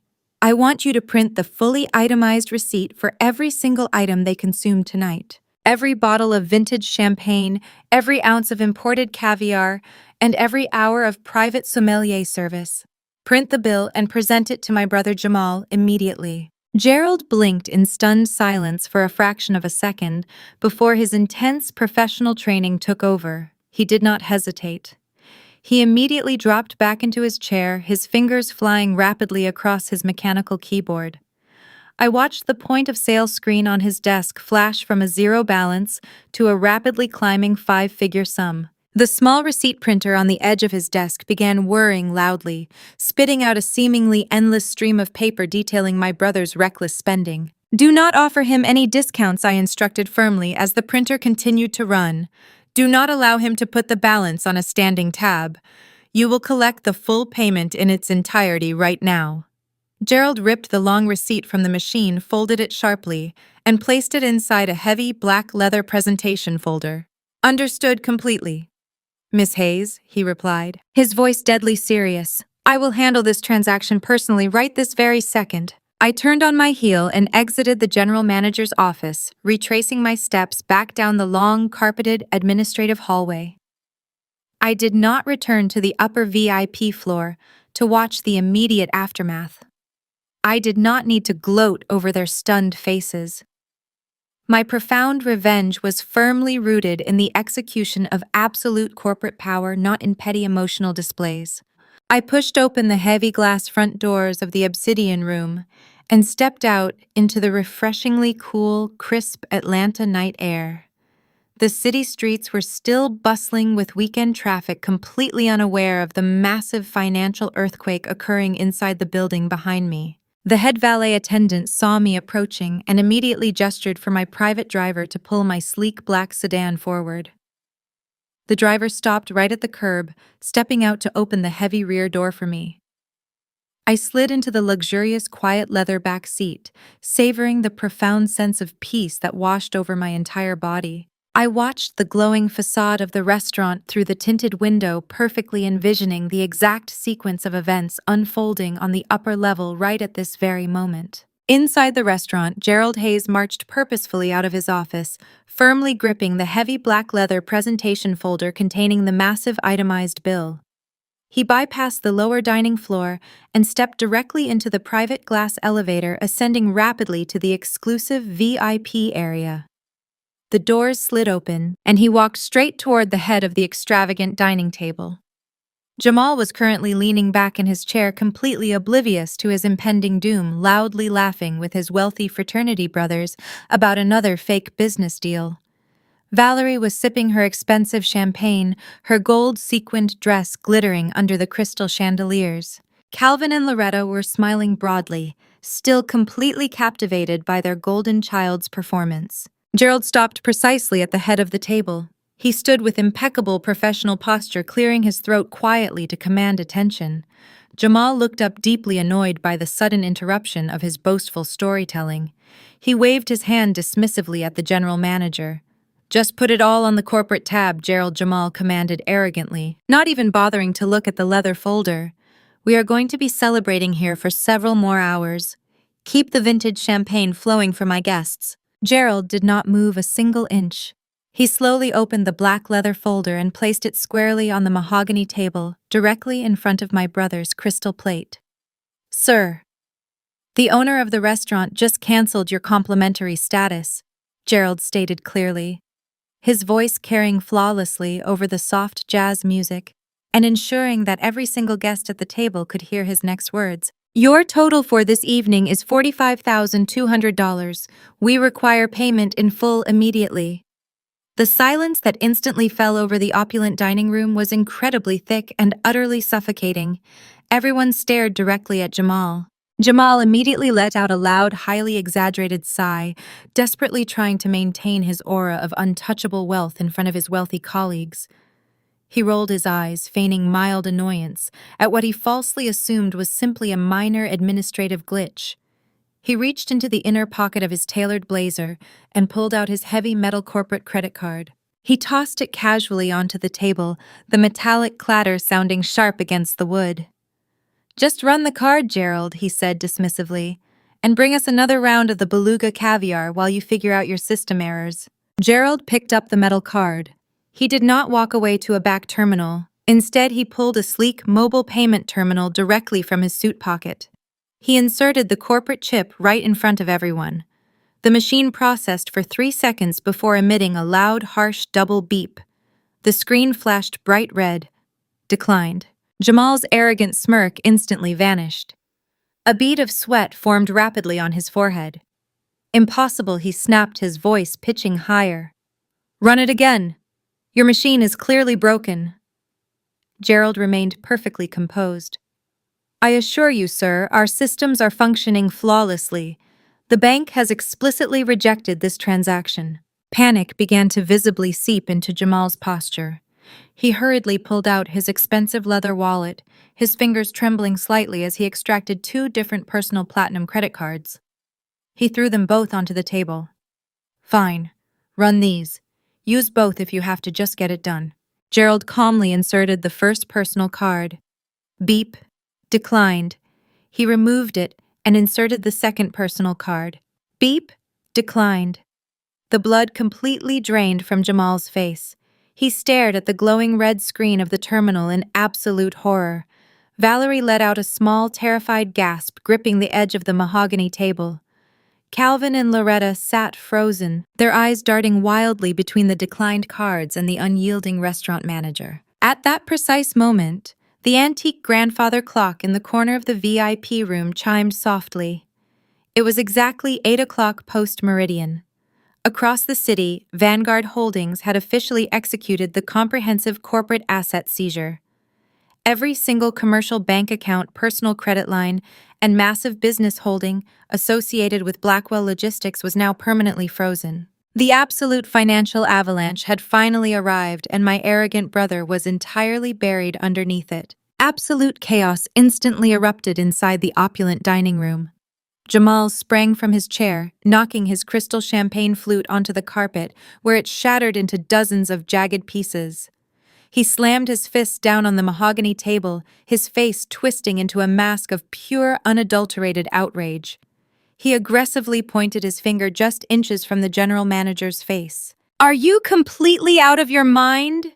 Jamal roared, his voice echoing violently off the high ceilings and completely silencing the jazz quartet in the corner. "Do you have any idea who I am? I am the Chief Executive Officer of Blackwell Logistics. I am a highly respected member of the Atlanta business elite. My corporate accounts hold millions of dollars. Your pathetic machine is broken, and I demand that you override this error immediately. I will have your job for this level of extreme disrespect. You will be fired by tomorrow morning." Gerald did not flinch. He did not step back. He stood his ground with the unwavering posture of a man who possessed the ultimate authority in the room. He calmly looked down at the declined credit cards resting on the table, then brought his piercing gaze back to my brother. "I know exactly who you are, sir," Gerald replied, his voice dropping to a low, chillingly cold register that cut through Jamal's hysterical shouting.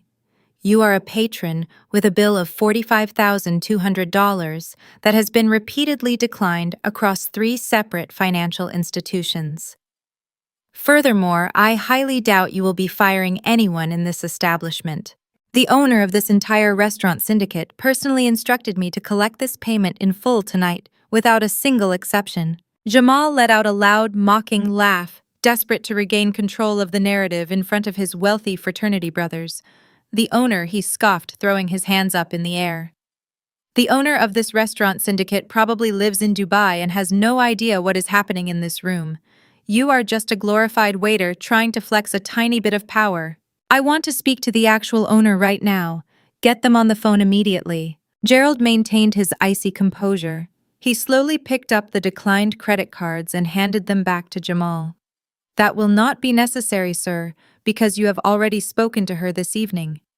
The owner of the Apex Hospitality Group, and by extension, the supreme owner of this very restaurant, is the woman in the pink silk gown who just left this table. Miss Gabrielle Hayes personally revoked your complimentary status and explicitly mandated the collection of this debt. She is my ultimate superior, and her directives are absolutely non-negotiable." The heavy, suffocating silence returned to the VIP lounge, pressing down on the guests with crushing weight. The air in the room grew completely stagnant. Jamal stood frozen, his arms still raised halfway in the air, his mouth hanging slightly open, as his brain violently rejected the information he had just been given. The words echoed relentlessly in the quiet room. The woman in the pink silk gown. The sister he had just ruthlessly mocked. The sister he had commanded to stick to cheap salads. The sister he had publicly humiliated. She was not a struggling, low-level worker. She was the absolute master of the entire domain. The devastating realization hit him like a physical blow to the chest, leaving him entirely speechless. His breath hitched very sharply inside his throat today, gasping for regular air while trembling. He panicked. Valerie let out a piercing, hysterical shriek that tore through the stagnant air of the dining room.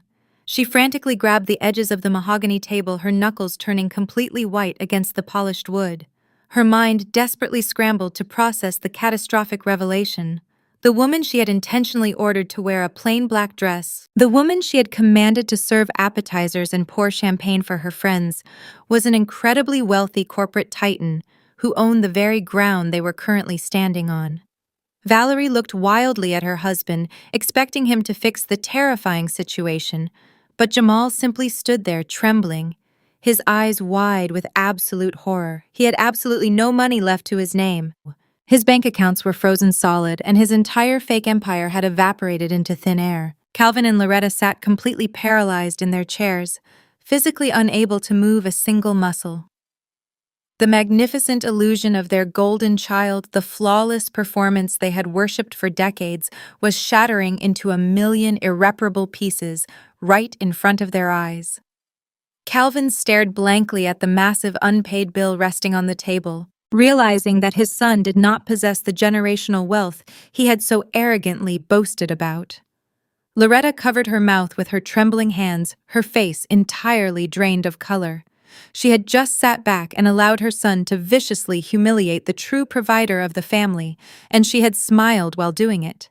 The sheer magnitude of her monumental failure as a mother hit her with the force of a speeding freight train. She realized that she had entirely alienated the one daughter who possessed the actual financial power to save them from ruin. The wealthy elite guests sitting around the long table began to murmur urgently among themselves. The high-profile investors and fraternity brothers Jamal had desperately tried to impress were now staring at him with a mixture of profound pity and deep disgust. The mask had violently slipped. Jamal was not a highly successful chief executive officer expanding his logistics company across the globe. He was a completely broke, desperate fraud who had just been publicly humiliated and destroyed by his own younger sister. The lavish seafood towers and expensive caviar sitting untouched on the table suddenly looked like a grotesque monument to his spectacular downfall. The atmosphere in the VIP lounge shifted from celebratory arrogance to absolute suffocating dread. The inescapable truth was finally exposed under the bright crystal chandeliers, leaving the entire family completely defenseless. Every single lie they had ever told was burning to the ground, and the fire was spreading much too fast. They knew that the vicious gossip would spread instantly throughout their exclusive country club and church congregation, permanently ruining their social standing across the entire city tomorrow morning, without fail. Their fake lives collapsed completely and entirely into dust. It was a complete disaster for everyone involved tonight. Absolutely nothing could save them now. They were ruined. Gerald tapped the black leather folder against the mahogany table, drawing the terrified focus back to the immediate financial crisis. "Sir, I need an alternative form of payment right this second," Gerald stated firmly, his tone stripping away any remaining pretense of hospitality. "If you cannot produce a valid credit card or the necessary cash to cover this $45,000 bill, I will have absolutely no choice but to lock the doors and call the Atlanta Police Department.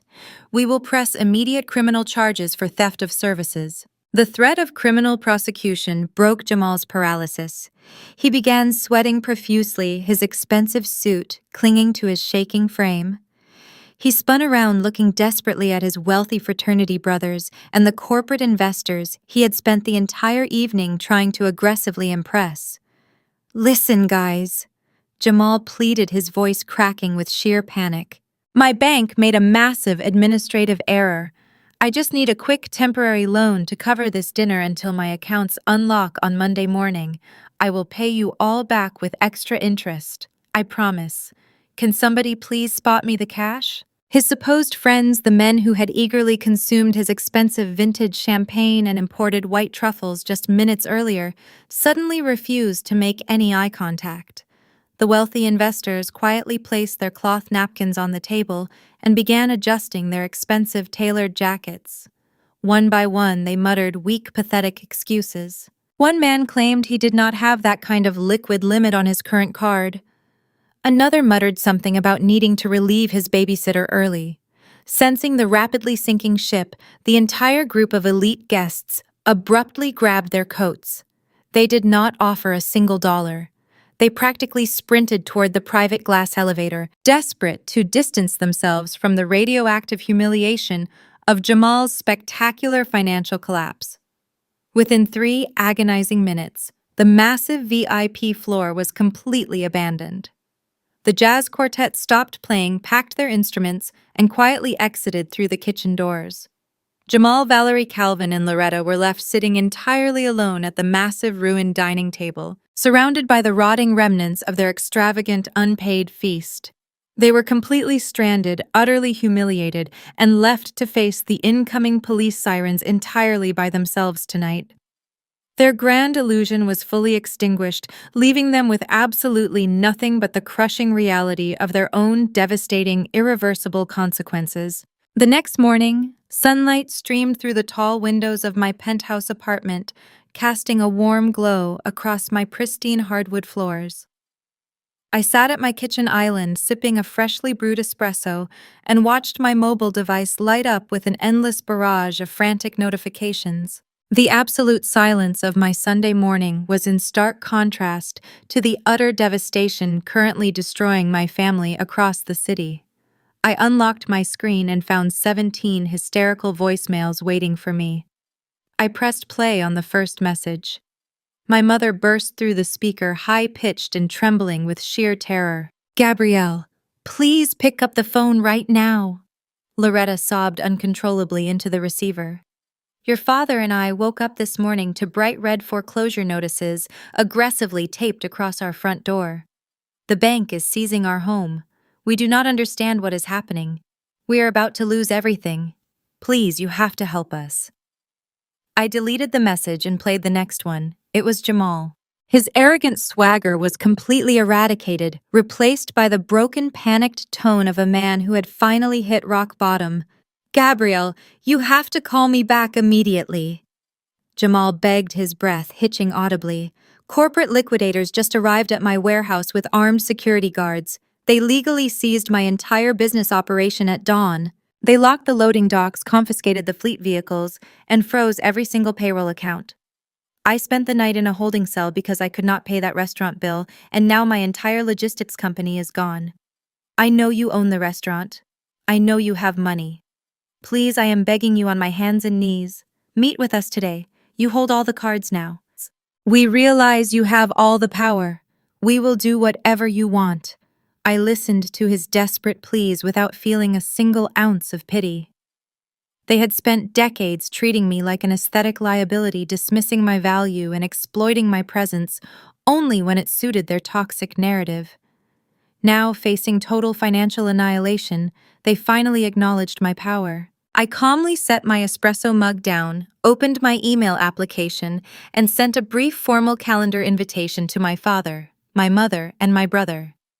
They needed to directly face reality today, and I possessed the exact proper venue available for our meeting. They arrived at my corporate penthouse office exactly 2 hours later. Calvin and Loretta looked completely terrified, shrinking under the towering glass ceilings. Jamal trailed behind them, shivering, despite the warmth of the room. Valerie had already packed her bags and filed for divorce earlier this morning, fleeing the second she realized the money had vanished. I sat behind my massive mahogany desk and did not offer them a bailout. I slid the heavy legal portfolios across the polished wood. "I bought your debt," I stated coldly, making direct eye contact with each of them. "I am your absolute creditor. You did not pay for my dinner last night, Jamal. I paid for your entire fake existence for 4 years. My parents stared at the deeds in sheer horror as they recognized their own signatures from the reverse mortgage documents. "We are family," Calvin whispered, his voice cracking. "You cannot ruin us." "I am not ruining you," I replied smoothly. "I am establishing business boundaries. Jamal, you will immediately liquidate your Buckhead mansion and surrender your vehicles. You will work a standard 9-to-5 corporate job, and your wages will be heavily garnished to repay the millions you owe my firm." I turned my attention to my trembling parents. "As for your legacy home, I am retaining full legal ownership.